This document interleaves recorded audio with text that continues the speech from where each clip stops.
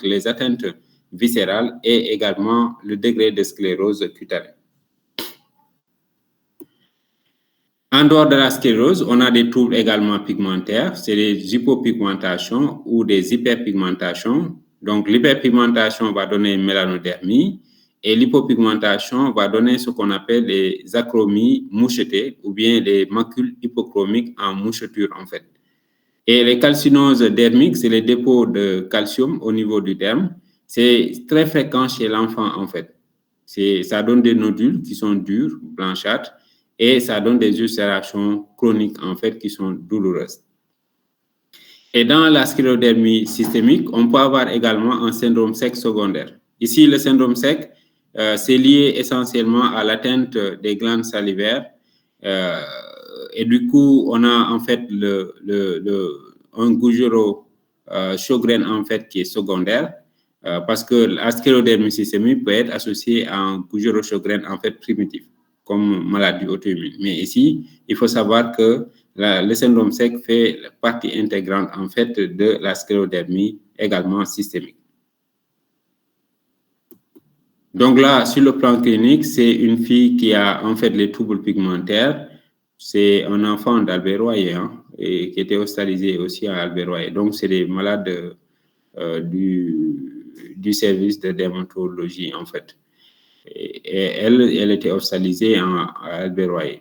Donc, c'est des troubles pigmentaires avec des macules hypochromiques en moucheture au niveau du tronc et également au niveau du visage. Et au niveau des aisselles, on voit des macules hyperpigmentées. Donc, c'est des troubles pigmentaires, en fait, soit des hyperpigmentations ou des hypopigmentations. Mais quand on fait l'histopathologie, c'est-à-dire une biopsie de la peau, ce qu'on voit, c'est qu'il y a en fait une fibrose collagène avec une augmentation de la production de fibres collagène, en fait. Parce que le rôle du derme, justement, c'est de pouvoir assurer l'élasticité de la peau et de créer également un revêtement dermique qui permet la résistance cutanée. Et donc, quand vous avez une augmentation de l'accumulation des fibres collagènes, ça entraîne en fait une indération de la peau et c'est ça que l'histologie montre en fait, avec également des stigmates inflammatoires, notamment les lymphocytes qui sont égrenés et également l'infiltrat inflammatoire périvasculaire et l'épiderme qui est rectiligne et aminci en fait. Donc, l'histopathologie dans la sclérodermie, on le demande rarement. C'est dans de rares cas où vous avez surtout des morphées, des scléroses localisées, où vous avez besoin de le faire, en fait, pour préciser justement qu'il s'agit d'une sclérose cutanée dans la prise en charge thérapeutique et diagnostique. Maintenant, ce qui est grave, c'est surtout les atteintes viscérales. Et les atteintes viscérales, c'est tous les viscères qui contiennent, en fait, une musculature également lisse.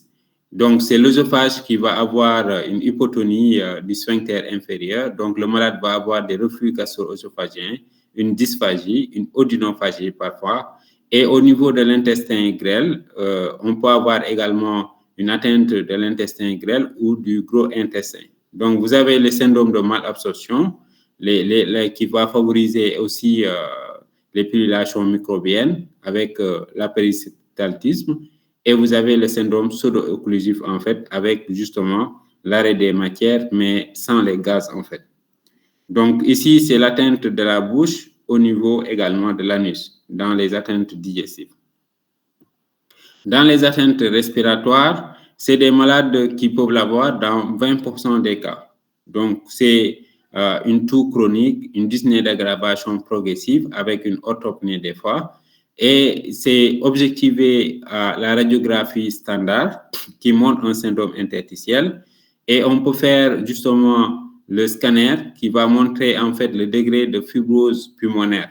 Donc avec l'aspect en verre dépoli, qui sont les alvéolites en fait précoces, ou l'aspect en rayon de miel dans les fibroses qui sont très évoluées. Et sur le plan fonctionnel, dans la sclérodermie, vous avez un syndrome restrictif, en fait, avec une baisse de la DLCO, en fait. Donc, c'est l'exploration fonctionnelle respiratoire qui va également confirmer la sclérodermie, notamment avec le syndrome restrictif, en fait. Sur le plan cardiaque, l'atteinte péricardite est modérée, le plus souvent résolutive, mais c'est surtout l'atteinte myocardique en fait, parce que ça va entraîner des troubles du rythme et parfois de la conduction, et c'est ça qui est à l'origine de la mort subite en fait dans la sclérodermie. Et l'endocardite est exceptionnelle, c'est surtout dans le lupus qu'on le voit. Et donc, quand vous avez une endocardite dans la sclérodermie, il faut rechercher un lupus qui est associé en fait. Et donc, ici, il faut faire l'électrocardiogramme pour rechercher les troubles du rythme et de la conduction et l'échographie cardiaque également pour voir s'il n'y a pas d'hypertension artérielle pulmonaire qui est associée en fait. Donc, ici, dans la sclérodermie, on parle plutôt du bloc cardio-pulmonaire. Donc, c'est des atteintes cardiaques et des atteintes pulmonaires qui sont les facteurs pronostiques en fait dans cette maladie-là. Les atteintes articulaires, c'est plus souvent des polyarthrites, mais qui peuvent être inflammatoires au début. Mais après, vous avez une atteinte ostéoligamentaire avec une ostéolyse et une destruction également des ligaments. C'est ça qui va donner naissance à des érosions, des pincements articulaires, des arthrites, mais également, vous avez une déformation des mains en flexion et également des orteils en fait. Et dans l'atteinte rénale, c'est exceptionnel chez l'enfant, la crise rénale sclérodermique. D'accord? Et cette crise rénale se manifeste le plus souvent par une hypertension artérielle maligne qui peut survenir de nouveau, associée à une insuffisance rénale rapidement progressive en fait. Mais retenez encore une fois, la crise rénale, c'est rare non seulement chez l'adulte, mais c'est vraiment exceptionnel chez l'enfant. Maintenant, dans les examens complémentaires, sur le plan immunologique, il faut demander les anticorps antinucléaires, les anticorps anticentromères et les anticorps sclère 70 en fait. Donc, les autres, c'est juste les bilans de retentissement pour voir si les autres organes sont atteints ou pas et pour évaluer également les atteintes extracutanées. Mais l'un dans l'autre, actuellement, on sait qu'il y a des anticorps en fait qui sont les prémices en fait des phénotypes cliniques de la sclérodermie. Et il s'agit des anticorps en fait anticentromères qui sont le plus souvent associés à la sclérodermie limitée avec des ulcères des doigts, l'hypertension artérielle pulmonaire et également l'atteinte digestive sévère. Mais aussi, vous avez les anticorps anti-topoisomérase de type 1, donc dans les formes de sclérodermie diffuse avec une fibrose pulmonaire et associés aussi aux crises rénales sclérodermiques. Et les anti-RNA polymérase de type 1 et 3 sont associés le plus souvent à la sclérodermie diffuse, mais aussi à la crise rénale. Et vous avez aussi les anti-PRM sclères dans l'inflammation des muscles, et c'est ça qu'on voit le plus souvent dans les formes associées à la dermatomyosite, c'est la sclérodermatomyosite en fait. D'accord. Donc, ces anticorps-là sont importantes, c'est important à connaître parce que des fois, leur positivité peut déjà vous orienter vers le phénotype en fait clinique de la sclérodermie. Si le malade n'a pas encore fait sa fibrose pulmonaire, par exemple, vous savez que c'est un malade en fait qui est à risque de faire justement une fibrose pulmonaire dans l'évolutivité de sa maladie, notamment la sclérodermie. Maintenant, il y a d'autres formes cliniques en dehors des formes en fait classiques. Il y a des formes qui peuvent être associées aux autres conjonctivites. C'est ce qu'on appelle les syndromes de chevauchement. C'est la sclérodermie qui est associée à la dermatomyosite, la sclérodermie qui est associée au lupus, à la polyarthrite rhumatoïde ou bien au syndrome de Gougerot-Sjogren primitif en fait. Il faut savoir que chaque fois que vous avez une maladie auto-immune, il faut rechercher également les autres maladies auto-immunes qui peuvent être associées. Et il y a des formes qui sont localisées, c'est ça qu'on appelle les morphées en fait.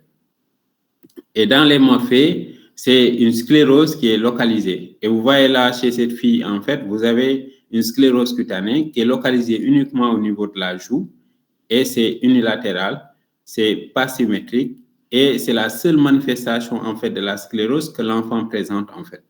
Et parfois, c'est juste une plaque sclérosée au niveau du dos. C'est ce qu'on appelle les morphées en plaques. Et il y a d'autres formes cliniques, c'est les morphées généralisées, où c'est beaucoup plus de plaques atrophiques, en fait, qui sont localisées au niveau du tronc avec des intervalles de peau saine, en fait. Et on a aussi ce qu'on appelle l'aspect en coup de sable. C'est des morphées linéaires, en fait, avec une dépression cupuliforme et une fente, en fait, qui est atrophique et alopécique au niveau du cuir chevelu. C'est comme si l'individu, en fait, a reçu un coup de sabre et ça donnait